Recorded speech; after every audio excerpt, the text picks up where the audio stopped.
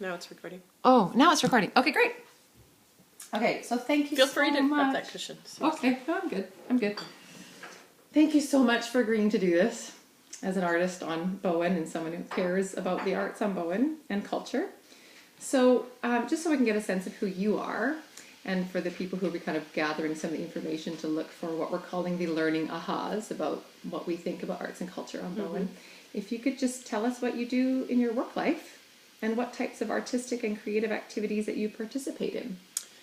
Okay, so I'm Kat Hayduk, and together with my husband, we have Turtlebox Productions that produces videos for nonprofits and foundations and socially responsible businesses. And then we also produce content for children's television, and we have a first app in development right now for children as well. My role at Turtlebox is the producing sort of business development and producing and marketing and scheduling, all the production management sort of tasks. So I'm sort of the left brain of the operation, and Cam does most of the hands-on work, actually all of the hands-on work, and I just facilitate all that. Right. When you were, I was curious, because I think it connects, when you were decided to go into socially conscious organizations. Can you tell me a little bit more about that? Like what kind of drove that decision? Yeah, well, basically, a couple of things happened. One is when I finished university, I was like torn between film school or Peace Corps. I have like a sociology degree and a film degree. Oh. So, then I ended up living in LA and working in animation, and then when I moved up here, I ended up working at Electronic Arts in video game production, and I found that did not feed my soul at all. Like when I was working on boxing video games and stuff, I didn't like working on stuff that I couldn't even, show my kid.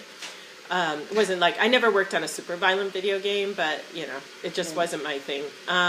So I then pursued a certificate in international development at UBC, and I was thinking there must be a way I can merge these two things. And around the same time, Cam was getting fed up working in the Vancouver film industry, just working on commercials and crappy movies and stuff. So we around the same time also started doing little videos for Bowen. We did these videos for the Montessori school for the Blue Valentine that were like super fun, and we got a lot of accolades for those. So it was like, wait a second, is there a feasible business model in this? So we quickly slapped up a website, made some business cards, and went to a nonprofit technology conference. So our original goal was to do just the nonprofit stuff, but it became pretty apparent pretty quickly that nonprofits don't have a lot of money, and on top of that, it wasn't super creative. Right. So then you can only make videos about arthritis, so creative. So, so then we. Am I going too deep here? No, anyway, so then we started doing some children's music videos on the side, and then those were sold to Kids CBC, and then we were like, oh, this kids television world is actually really lovely, really nice people, and we sort of got our foot in the door that way, and so now we're focused more on that, and we're trying to make a go of that, and we're just knocking on doors, and it's pretty touch and go for us right now. We're making that transition, and we're, I'm the hang in there kitty. Right. Yeah. I've got one claw left right now. But. You know what's great about that is it's it's a great conversation for Bowen, because it really is that sort of right brain, left brain cross, right? Like you're doing art and moving that sort of creative engine forward, but yet it's driven by both, right? Both business, right? Making smart business choices, but then also making art choices. And that it sounds like you weren't able to find that piece within yourself to do.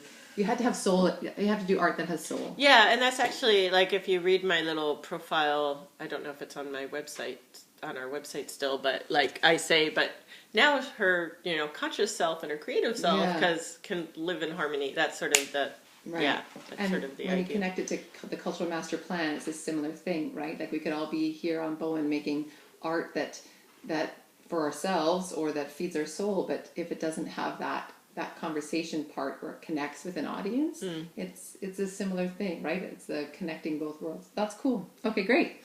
Can you tell us a story of one of your most memorable creative or artistic experiences on Bowen? Creative or artistic experiences on Bowen? Well, probably we've shot a couple of music videos here, and what it's really interesting because we start the conversation, we go, okay, we need to find a location that looks like a bayou. And, we start thinking about every place in town that might look like a bayou or, and then we go, wait a second, what about those cabins in, and so we ended up filming, there's a video called Crocodile Chomp that's on Kids CBC where it's like a Down on the Bayou song, and we filmed it in one of the Heritage Cottage.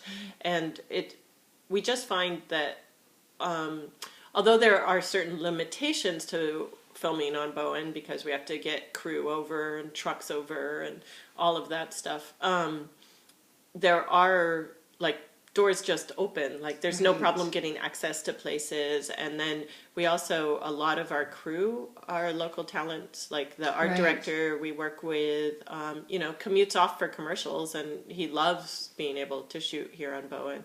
And on that shoot we had, the Steadicam guy, the production designer, and the DP were all Bowen folk. Yeah. Wow. And then it also was nice because it was a give back because the folks at the Crippen Park folks allowed us to, instead of paying for the rental, to give a donation to Bowen Heritage. So it became a win-win. They got the fees for the location that were significant for them. I wonder if Bowen is on the locations, like We location are. scouts list. Yes, Bowen used to be outside of the zone for Vancouver, so you get additional tax credits on your labor.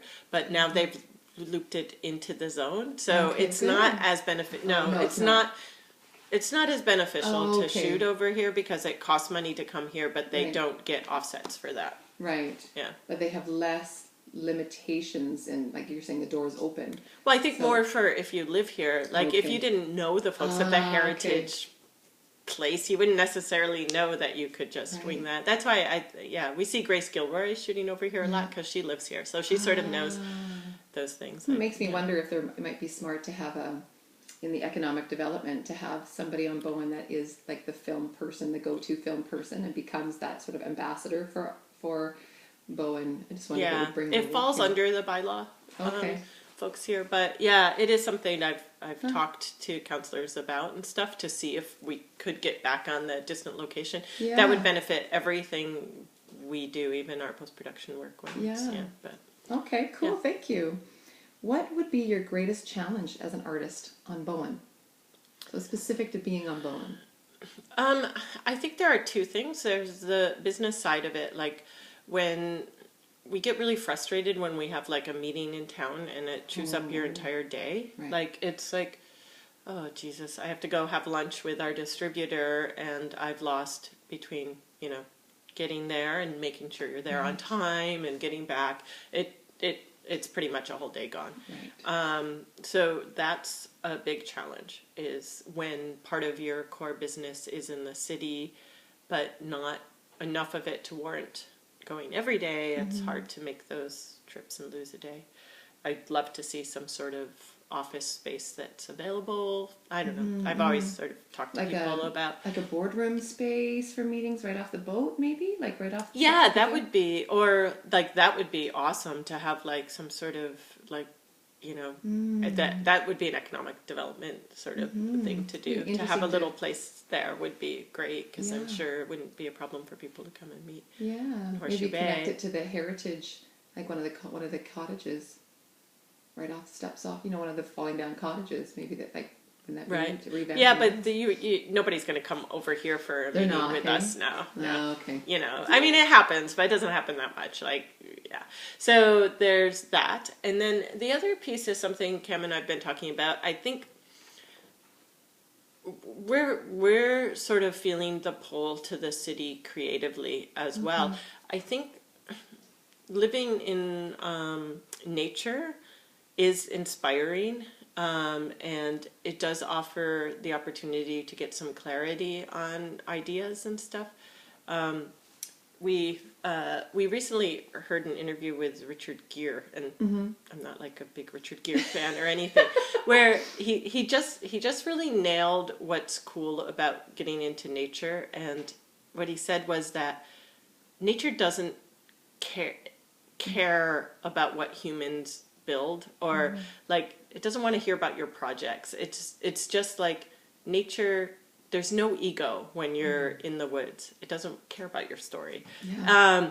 And so with that comes some clarity and stuff.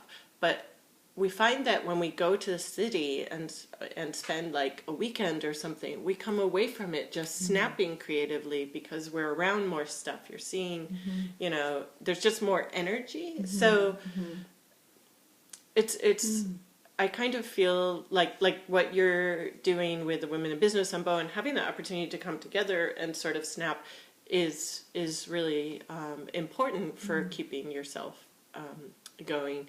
And we don't really have a community of that here, or you're just not in that energy, that snappy energy. Snap, I like that word, because it does feel like that. Yeah, right? Like when you're in the city, you know, Totally. and you're also wearing your grown-up clothes, you know, like I wear the only pair of shoes I have that have a heel, and you know, and you're just you're like you're there, you're part of the machine, and we're sort of feeling the draw to the city now. Right. Well, you know, our son is the stimulus, and the opportunities for meetings, and you know, you would be doing more networking in the city as well. So, yeah.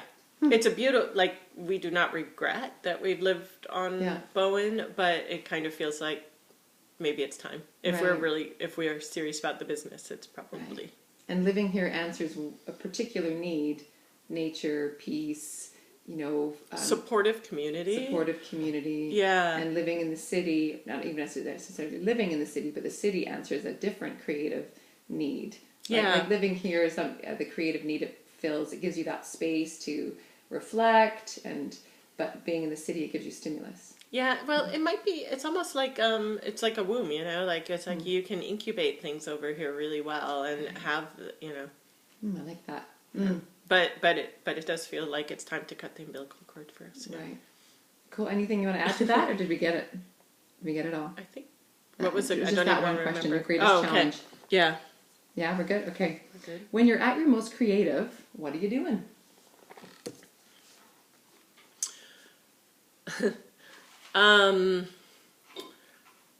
I guess when shower. yeah. No, I always have my ideas in the shower. I'm always calling Cam. Really? Like, yeah. Oh, the whole idea for the business happened in the shower. Or on a run or something. I guess. So you're when you're at your most creative, you're receiving information. Like ideas, I guess. Well, it's funny because I would say when our company is at its creative peak is when I am in my left brain peak. Like I'm making sure there's a porta potty on location and, you know, that all the crew are hired, that I have all their paperwork. Like when we're really in our peak creativity, I'm just clearing the path for Cam. Right. Yeah. So. You're so interesting. You told that whole right brain, left brain cross thing. It's like switching gears. Right? Yeah. Because you're also in the right brain when you're in the shower and you're just receiving, like downloading information from wherever it's coming from, news, whatever. But then you've also got the other side. Huh? That's cool. Oh, okay. you're thinking of Elizabeth Gilbert. I love Elizabeth Gilbert. That oh my speech. gosh. But, I've watched that speech like 50 billion times. Yeah. You know, I love that part where she talks about the Tom Waits thing? No, I love that part too. Okay. But when the poem comes thundering, just I can hear her say it thundering across the plains, and that the poet running home to catch the poem and then writing it down backwards. I love that. Okay. What's holding you back from more creative and artistic activities?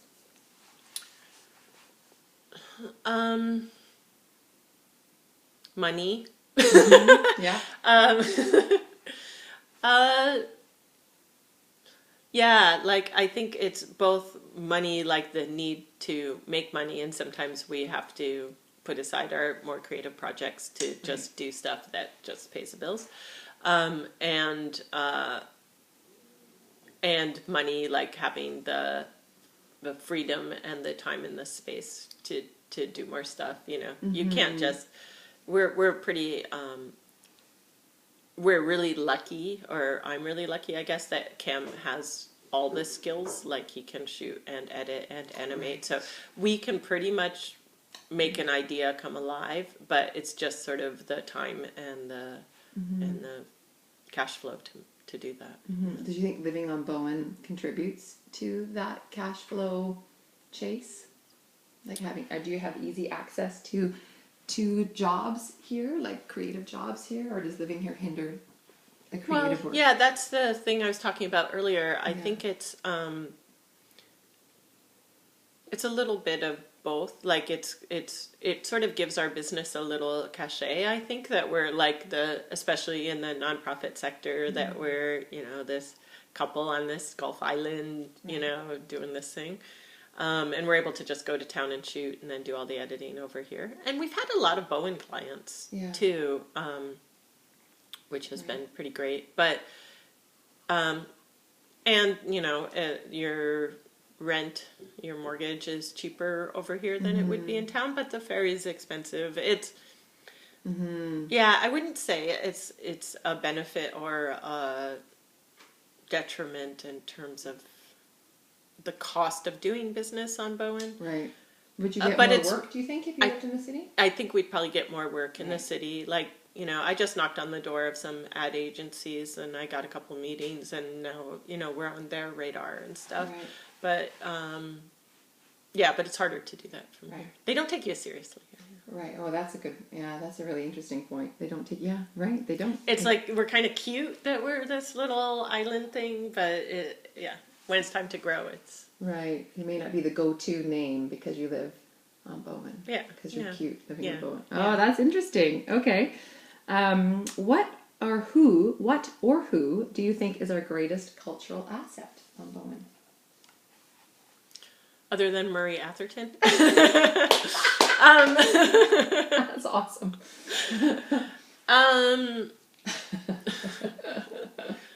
Yeah, I guess... what or who is our greatest cultural asset?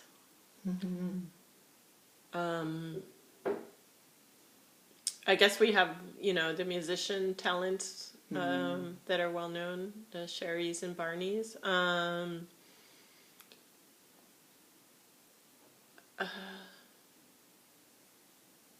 Yeah, I guess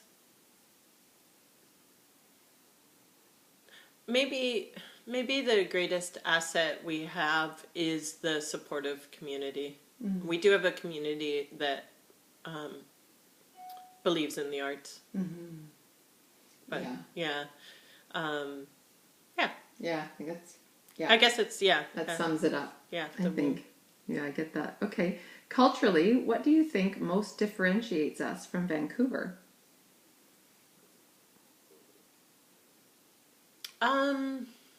Quirkiness, I guess.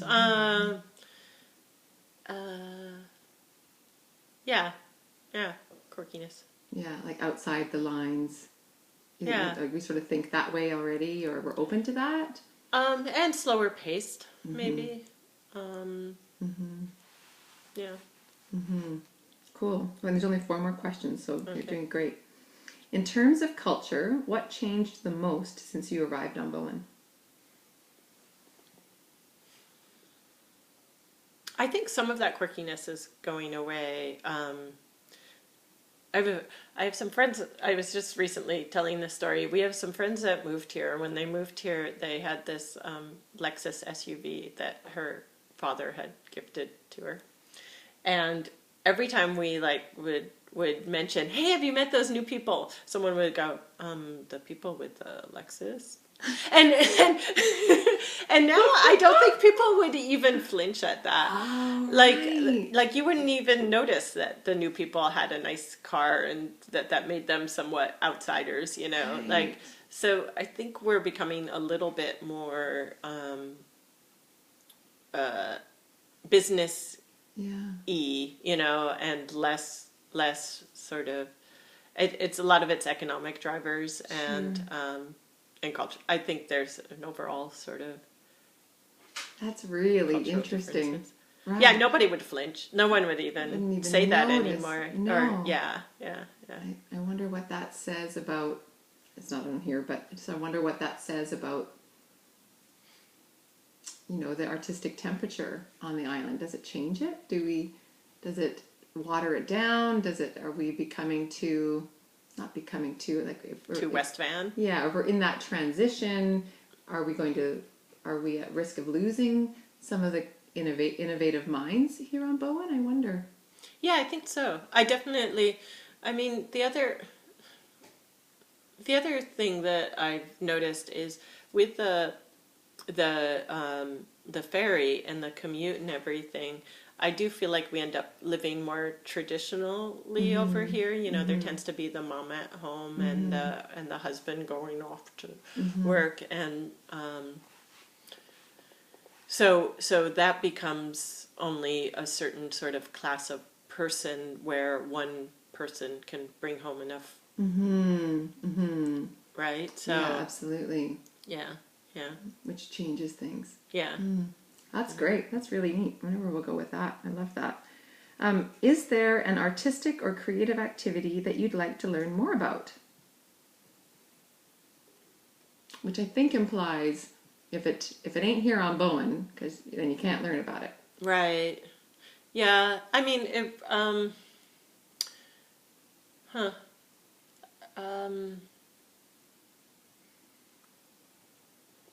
not. I feel like there are pockets of people doing almost everything here. I do feel like the loss of the Film Society is a significant one, but it's kind of like, why would you go and sit in those uncomfortable chairs when you can access pretty much everything at home now? So I don't know that that would be successful, but it might be good to have somewhere cozy where people gather and talk about films and stuff. I guess there was like, Cam was part of a like sci-fi boys club for a little while. But That's cool. It makes me think of, wouldn't it be interesting to have like an arts forum? I don't know why it made me think of that, but just an idea of where, I think when you were talking about Snap, you know, that snapping and the creative minds that are on Bowen, but there isn't necessarily a gathering place for all creative minds to connect and share ideas, or to have a night of film, but it's part of the arts forum, and so a whole bunch of creative minds come to watch the film and then talk about it later. My brain just went there. That's really interesting. Yeah, the loss of the film society brings up the question of, is it because it's not needed? Is it because there isn't a space for it? Is it because the films weren't interesting? Is it because there isn't an audience? Like, I wonder what drove that. Do you know? well, I think you can watch all that stuff at home on So your it's just sofa, convenience. but you know, you don't have the conversations afterwards and stuff, or the filmmakers coming, and it was always nice to go, you know, to the events where the filmmakers were actually there to talk after the screening and stuff too. Interesting. Okay. Yeah, 2 more questions. In a few words, what brought you to Bowen Island, and what would you miss if you had to leave? I think this has been gone over by, like, you know, there was Wolfgang's group, and anyway, this question, and it's always the same, and it was the same for us. You come here because of the cost of housing, and you stay because of the community. Right. I think that was sort of that's always been the universal outcome, and that was certainly the case for us. You know, we were looking at leaky townhomes in Vancouver for the same price as our nice home that we first purchased here.